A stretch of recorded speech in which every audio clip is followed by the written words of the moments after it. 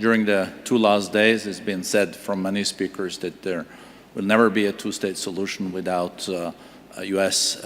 taking leadership. But we also know that Egypt now presented a ceasefire and the release of hostages deal to Israel. We learned that it's now with Hamas, and they will have to decide maybe what you think are the prospects. I guess if Hamas then doesn't accept this, I think Netanyahu has said that then he will go full-fledged into Rafah. So your visit, I guess, to Israel tomorrow will be very important, because I think there is a big fear in the region that for a further escalation. Well, I think there's a lot to be said about this, of course, but to try to put it in a nutshell, a few things are important. One, we strongly support Israel in its effort to ensure that what happened on October 7th never happens again. But at the same time, we are determined to do everything we can to bring an end to the terrible human suffering that we're seeing every single day in Gaza among children, women, men, who've been caught in a terrible crossfire of Hamas's making.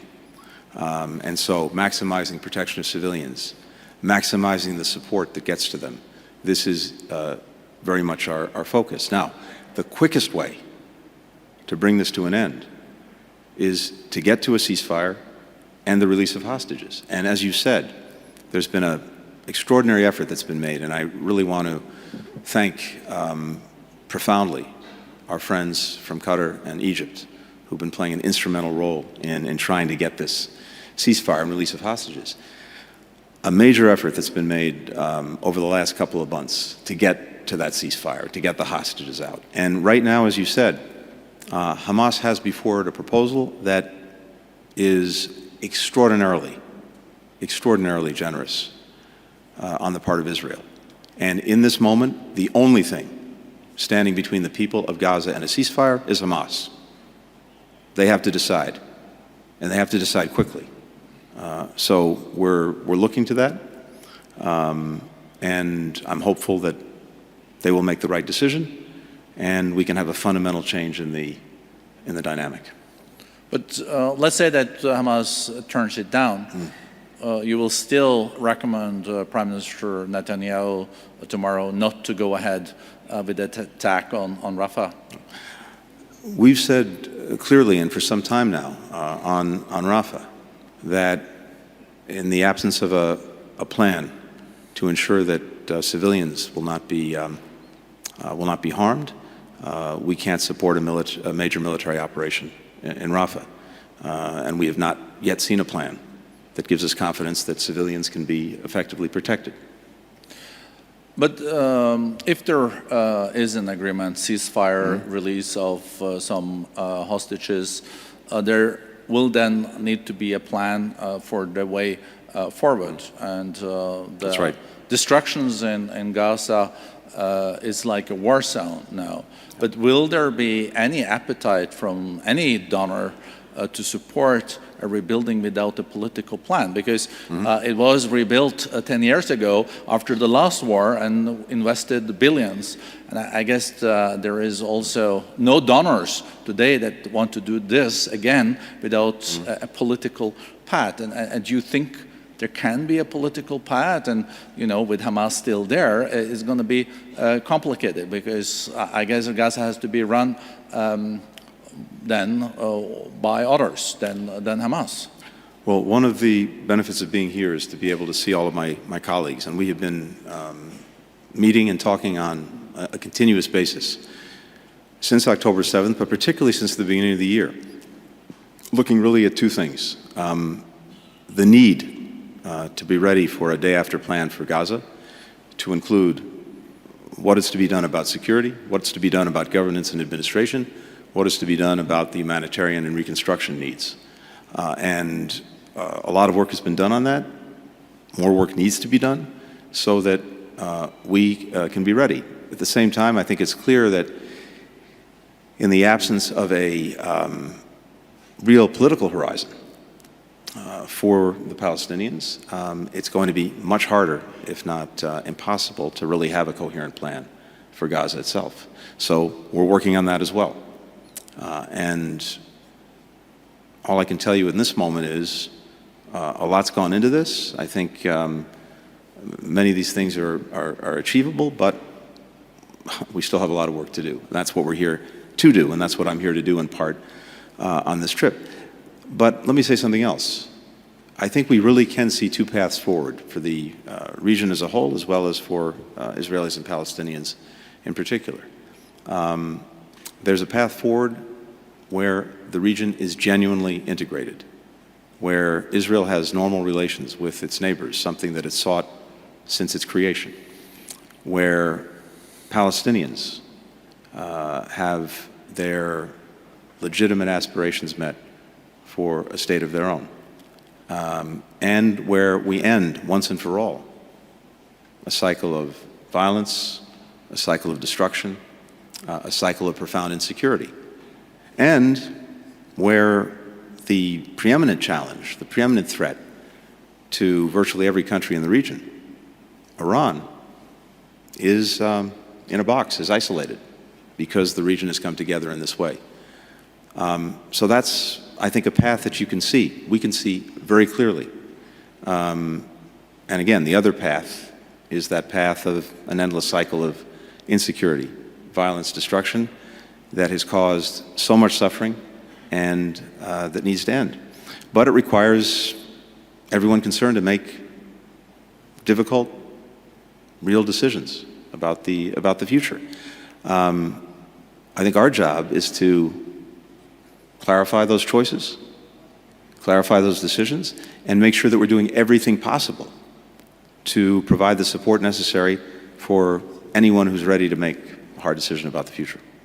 And I know you're meeting with your G7 colleagues here today, but also the key foreign ministers from the region, some of them sitting here on the first row, listening very carefully to what you're saying. I think one of the things that you've been working hard on is a normalization plan also between the Kingdom of Saudi Arabia and Israel. And I think one of the preconditions there, I guess, will be from the kingdom that there is a clear path to a two-state solution. And yesterday it was also made very clear from many speakers here that what is fueling also this crisis is, of course, the unsolved Palestinian issues. And if that was solved, it would also take a lot of momentum out of Iran and its proxies, some speakers said yesterday. Do you feel that there is progress on the Saudi-Israeli peace? And do you feel that the Israelis sees the connection between the momentum for Iran and their proxies based on the big impasse that we've faced for decades on the Palestinian issues? So, first, I think the single biggest, most effective rebuke to both Iran and Hamas would be Israel having normal relations with every country in this region and the realization of a Palestinian state. Of course, both Hamas and Iran have opposed a two-state solution. So almost by definition, achieving it would be a profound rebuke to everything that they've stood for and destroyed for in over many years. Second, when it comes to normalization, look, I'm not going to speak for our hosts here, except to say that we have done intense work together over the last months. And in fact, well before October 7th, this is what we were focused on. And in fact, I was scheduled to be in the region, to be in Saudi Arabia and in Israel on October 10th, a trip that didn't happen because of October 7th, to focus specifically on the Palestinian piece of any normalization agreement, because that is, as you said, an essential component. I think, look, the work that Saudi Arabia and the United States have been doing together in terms of our own agreements, I think is potentially very close to completion. But then, in order to move forward with normalization, two things will be required: calm in Gaza and a credible pathway to a Palestinian state.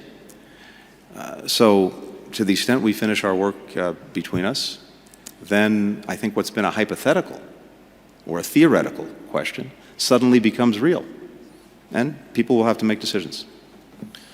Secretary, just shortly, you went from China and back to DC for a day or two, and I guess you also seen what is unfolding at many campuses at leading universities in the U.S. as a reaction to what is happening in Gaza. Any reflections on that?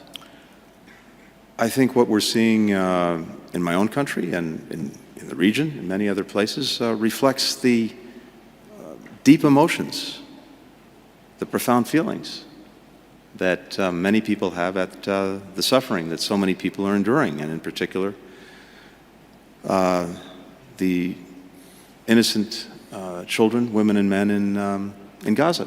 It's a profound thing, and I not only understand it, I understand why people are speaking out and speaking up.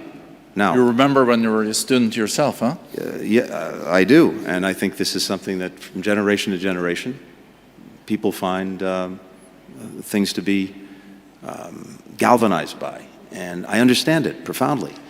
At the same time, I have to say that I would wish that other elements were reflected in what people are saying, what they're doing. I don't hear anything said about Hamas. I don't hear anyone reflecting on the fact that, obviously, the atrocity of October 7th never should have happened, but once it happened, everything could have been over in an instant if Hamas had stopped hiding behind civilians, put down its weapons, given back the hostages, and surrendered. None of the suffering that we've seen since would have happened. So, where is the demand on Hamas? There's been silence. It's almost as if it's been erased from the story. That's something that I think we also need to reflect on. Even as I say, I profoundly understand the deep emotion that people are expressing, whether it's on our campuses or other places. When you were in China, you raised a lot of questions to the Chinese leadership. You met with President Xi Jinping and, of course, your counterpart, Foreign Minister Wang Yi. One thing I saw you also ask China to nudge Iran when it comes to this crisis, because we are very close to a full escalation 2 weeks ago between Israel and Iran. We avoided that, but what was the response when you raised this with Wang Yi to nudge Iran? Well, two things. First, Borge, as you said, we did come very close to an escalation, a spread of the conflict, and I think because of very focused, very determined efforts, we've been able to avoid it, and that's usually important. And this is something we've been on since day one, trying to make sure that even as we work to resolve Gaza, we don't see this conflict spread to other places in the region.